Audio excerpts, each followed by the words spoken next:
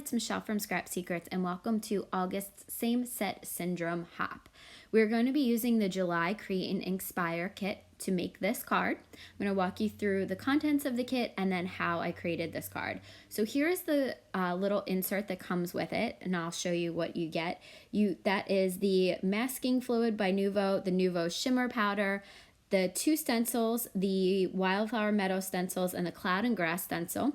And then there's 2 pieces of 110 Bright White Smooth cardstock by Mohawk, 1 piece of Neenah Desert Storm cardstock, 1 piece of Ivy Sheen pearlescent cardstock, which I'm going to show you now. We're going to use that in this card. There are 2 pieces of Craft Perfect watercolor cards, and then 2 stamp sets, the Wildflowers 4x6 stamp set and the Wildflower Sentiments 3x4 stamp set, as well as embellishments from Trinity Stamps, and there's also twine included in there that I couldn't find. So we are going to be doing some heat embossing with Versamark on this Ivory Sheen pearlescent cardstock by Tonic Studios. It is so pretty, and in real life it has like a gold sparkly sheen to it. So I wanted to use gold embossing powder by Recollections and heat emboss some of these beautiful flowers that Courtney drew. And I apologize for the shaking. I adjusted the gooseneck holder and I didn't do such a good job of it. I didn't realize that. I'll have to go back after this video and fix that, so I apologize. It does get better in a minute. So there's the Recollections Gold Fine embossing powder, and we're just going to shake it over top of it. Now, I don't have an embossing buddy or anything like that, or the powder bags, so I just take my cloth and run it over the image. Sometimes it works, sometimes it doesn't, and sometimes I actually forgot it. So you can see there is a little bit of stray embossing powder, but all I had to do was take a brush and just brush it off. And then I am going to heat set it with my brand new heat tool. So this is the new Wagner heat tool that has a stand to it. I love it with the exception of the on-off switch. If you have long nails like me, it is very hard to get in there because it the way it's indented in there, it's not raised. Like my other Martha Stewart one was raised off of it. So anyway, unfortunately the brush that I had used had a little bit of oxide on it. So I actually sprayed some water on the cloth, the microfiber cloth, and it took it right off. It was amazing. It just wiped right off of it. It wouldn't wipe off with anything else, but with the cloth it would. So there you see me using the cloth again to just get the oils from my fingers and other things off of there as much as I could. I mean, it works, but it's not the best. I do have to invest in one of those embossing buddies or the powder bags though. So we're going to do the exact same thing, and I just inked up the other flower that was on this one, and we're going to stamp it down. I put a little bit of the leaf on there and the flower. So I'm actually going to do this in all 4 corners, so the opposite corners will have the same flower. And again, I'm just going to pour some embossing powder over it. I only show you these 2, and then later on I'll show you some of the other things that I embossed on here. But the other 2, I was off camera and I completely forgot to use the microfiber cloth on it, and it was amazing how much more powder stuck. So it does help. It's not, like I said, it's not as good as the embossing bags, but it definitely was a lot less stray embossing powder than this. And again, I apologize for the lighting too. Some of the times it gets a little bit, the white balance gets messed up. If you saw my haul video from the other day with Hero Arts, my lamp went out and the only light bulb I could find was one that was too strong for it. And I have to go get a new light bulb for that lamp. So, but I wanted to get this card done because I had to. So sometimes it is better to heat from the back to try to minimize the warping. So I heat from the front, but then I also heat from the back. This piece warped really badly, and it was probably not the paper's fault. It was most likely mine. So you can see I took the vine image or the leaf image and I used it to emboss. On the short sides, it was really easy because it fit perfectly. But on this time, I had to stamp it twice. Now, because of the way I positioned one of these, the nice part about this is I actually stamped it over one of the flowers. But because when you put the embossing powder on, you can actually wipe it off and no one will ever know that it's there. So you'll see me do that a little bit right there. You can see the flower on the bottom. See how that bottom leaf is over the flower? What's really nice about that, like I said, you can just wipe the embossing powder off of it, and you'll see that I did that because I inked up that leaf and I didn't mean to, but accidents happen, and this one was super easy to fix. I had a lot of issues with this card tonight, I feel like. Forgetting to use the microfiber cloth, stray powder everywhere. I got a little bit of ink on where I didn't want it to, because the original intention of this card was I was actually going to watercolor it with Distress Oxides, but I think it just looked so beautiful, this monochromatic tone. So I really, really liked this, the way that this came out.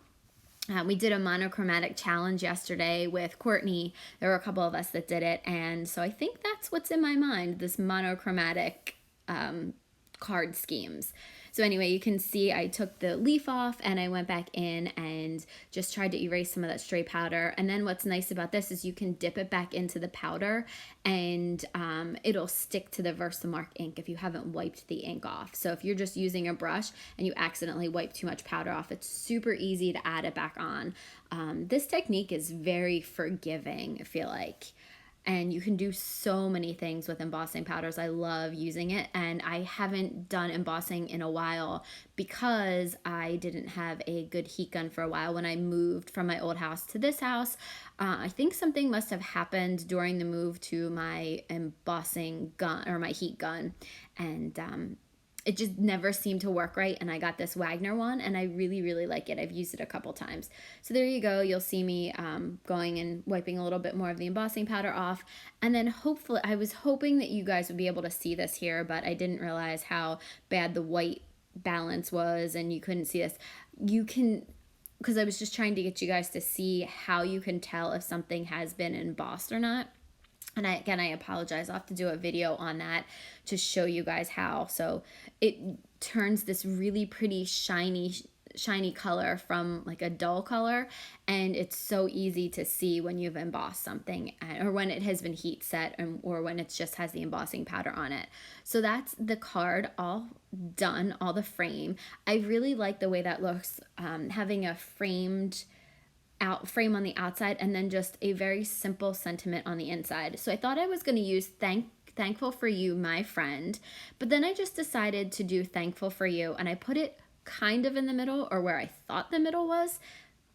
That's not where it was. I actually put it a little bit too much to the right hand side, but you'll see how I fix that in a minute. I'm really bad at that, lining things up in the middle, and I kind of just eyeball everything, and after I stamped it down, I realized it's not in the middle, but I find a way to trick your eye to kind of thinking it's a little bit more centered than it is, and I'll show you that in a minute. So there you go again with my microfiber cloth, just wiping everything off. There was also some excess powder on that because I had been using the microfiber cloth to clean up the stray embossing powder, so I actually put some on there and then I flipped it over and wiped everything off. So took care of it. I just used the other side of the microfiber cloth. So I'm inking this up 3 times with the Versamark ink, and then I'm going to go in with the embossing powder and do the exact same thing, heat set it.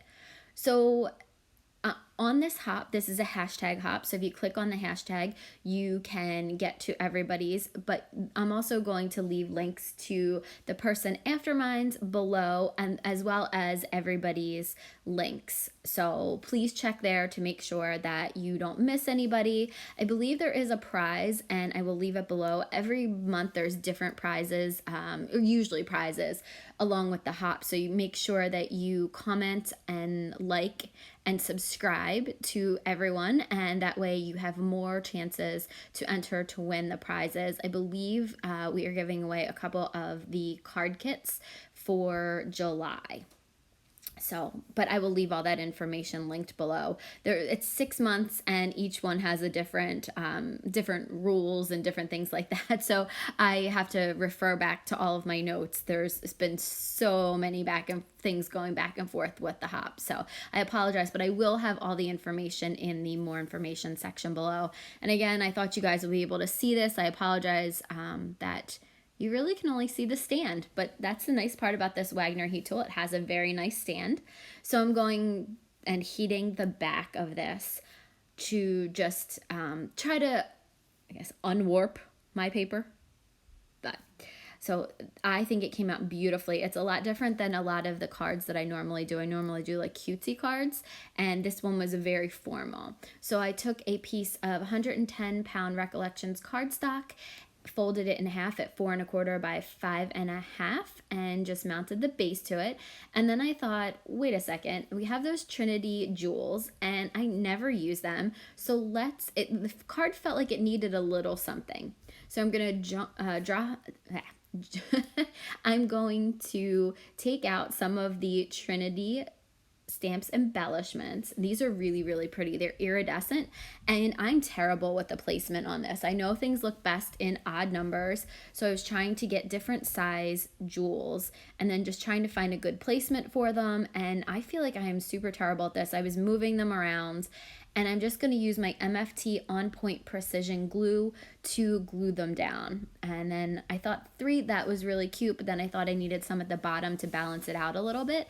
And those 3 in the top corner kind of trick your eye to making the sentiment look a little bit more like it's centered. Or maybe that's what I just keep telling myself. So let me know in the comments if you think that worked, or if there was a better solution, or if there was something that you guys would have done differently.